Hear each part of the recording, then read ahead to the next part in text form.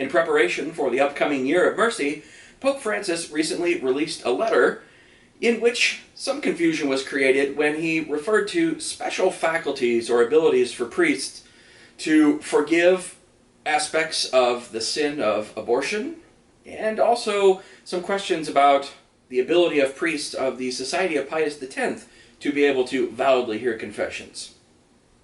These have created a little bit of a controversy because, as is often the case, when we begin to talk about things of canon law, not too many people are knowledgeable about some of the intricacies involved with the specific language that is used in canon law. I think most of us as Catholics are pretty familiar with the idea of going to confession. I know if I sin, I offend God, and to some extent the church and everyone around me, and I need to be forgiven. I need to make that right. So going to the sacrament of penance allows me to put my relationship with God back in right order, and my relationship with the community, the church. We know confession takes away the guilt of a sin that has been committed. So certainly in the case of someone who has had an abortion, a doctor who's performed an abortion, someone who's cooperated in an abortion, these would all be serious sins, provided the usual conditions of full knowledge and freedom. These sins belong to the realm of moral theology. How right or wrong is it? How sinful is it? Those are all questions that are in the realm of moral theology. And the solution is we need forgiveness. We need healing from God in the sacrament of penance. But certain sins in the church, must, as like in civil society, are also actually crimes. The technical term in canon law we use is delict. It means that not only is this a sin, but also there are certain consequences in the law of the church beyond just needing to get right with God in the sacrament of penance. The crime, then, of abortion, as it exists in canon law, exists in addition to the guilt of the sin that might be incurred. And particularly, where the confusion comes in is that it is possible that in addition to committing the sin of abortion, one might incur a penalty, and that penalty might, in fact, be excommunication. Now that is a very technical term, actually, in canon law, and people have all kinds of ideas about what excommunication might be, everything from the church condemning someone to hell, which of course the church can't and doesn't do. Excommunication, rather, has some very specific consequences in the church. The most important for this situation is that a person who is excommunicated cannot receive any of the other sacraments, most notably the sacrament of penance. So someone who's guilty of a delict that involves excommunication, while they might want to go to God and receive the beautiful gift of sacramental grace and penance to be forgiven, the church actually puts a further barrier there, saying before you can do that, the penalty of excommunication must be lifted. So the important thing to see here is that there are really two things involved. A lot of confusion was created when people started talking about the Pope giving priests permission to forgive the sin of abortion. Well, priests can forgive the sin of abortion. All priests can do that. There's no special permission other than the faculties to hear confessions to forgive the sin of abortion or really any other sin. What priests do need is the ability to remove the excommunication. Because in the law, if someone incurs this excommunication, it's reserved to the bishop. So some people have been saying that abortion is a sin that's reserved to the bishop. Not true. The sin can be forgiven, but the penalty, the censure as we call it, of excommunication, needs the bishop's intervention to be removed. Now, the good news is that in the United States, just about every diocese I know of, I haven't found any examples contrary, the bishop has in fact given to all his priests the ability to remove the censure of excommunication for abortion and then go ahead and absolve. Like I say, I think everyone in America has that ability. I have that ability as a priest of the Archdiocese of Kansas City in Kansas. When I came to Washington, the Archbishop of Washington also gave me that permission. That's pretty typical. So what we're dealing with here is really not anything unusual for the United States. Now, this may not be the case in the rest of the world. So what the Holy Father is really doing is saying to all priests that they will enjoy the same faculties that most of us have in the United States. Namely that if someone comes to us in confession and in fact they have likely incurred the censure of excommunication, the priest will have the faculty to first remove the censure so that now the person is no longer forbidden to receive the sacraments, and the sacrament that they're going to receive then is the sacrament of penance.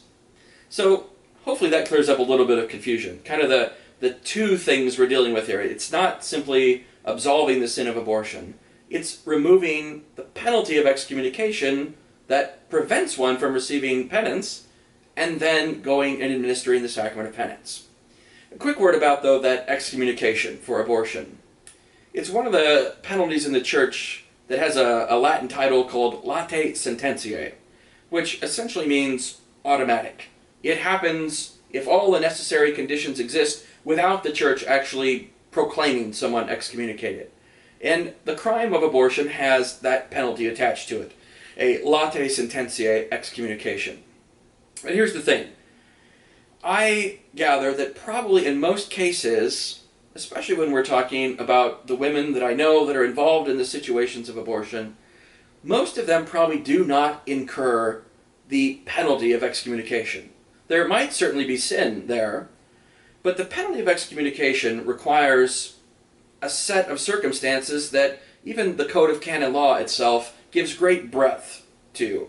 For instance, there are 7 exceptions to the penalty of excommunication in which if the person is, for instance, conversed with grave fear, or they're forced, or even just that they didn't know that there was a penalty, or, applying to abortion a lot, if they were under 16. Those are just a few of the 7 examples that would mean no penalty is actually incurred at all.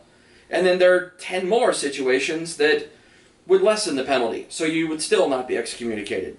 So in all, that's 17 different ways in that even a person who did procure an abortion would probably not incur the additional censure of excommunication.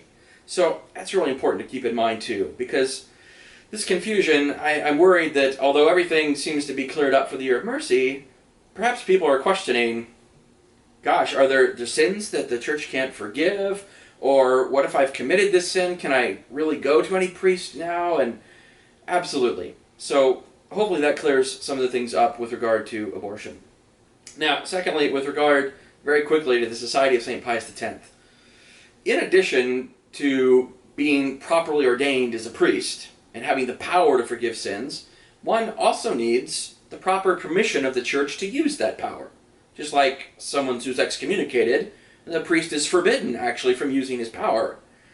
Likewise, in order for a priest to hear confessions at all, he needs permission, or what we call faculties, from a bishop or religious superior to be able to do that. Now, in the case of a diocesan priest like myself, I have been given faculties by my archbishop that allows me then to hear confessions not just in the Archdiocese of Kansas City, but anywhere in the world, unless I'm specifically forbidden to. The priest in the Society of St. Pius X, however, are not in communion with any bishop of the Church. They have broken off, although not formally in schism anymore. They do not have this permission, these faculties, from any bishop of the Church. Therefore, the Church says something very important. Not only is it against the law for them to hear confessions, but it actually makes their absolution, their forgiveness, invalid. Now, it's not too often in the Church that when a priest messes up something with the law, that it actually makes it invalid. But the situation here is so serious, priests going off and doing their own things separate from the hierarchy of the Church, that schism very easily develops from this. And so one of the things the Church does is put in place some pretty serious restrictions, and one of those is that confession is invalid for the priest of the Society of Pius X, because they don't have these faculties. What the Holy Father has done in his letter is say that for the Year of Mercy, so beginning December 8th, he will grant them faculties. I say normally it comes from a bishop, which is true. The Pope is the Bishop of Rome and the head bishop of the whole Church, so he has the ability to do this, and he has decided to grant faculties to this priest of the Society of Pius X for the Year of Mercy. So, in some ways, this is good, in that not only will people who happen, often through no fault of their own, to maybe not know that those confessions are invalid, will now validly receive the sacrament of penance.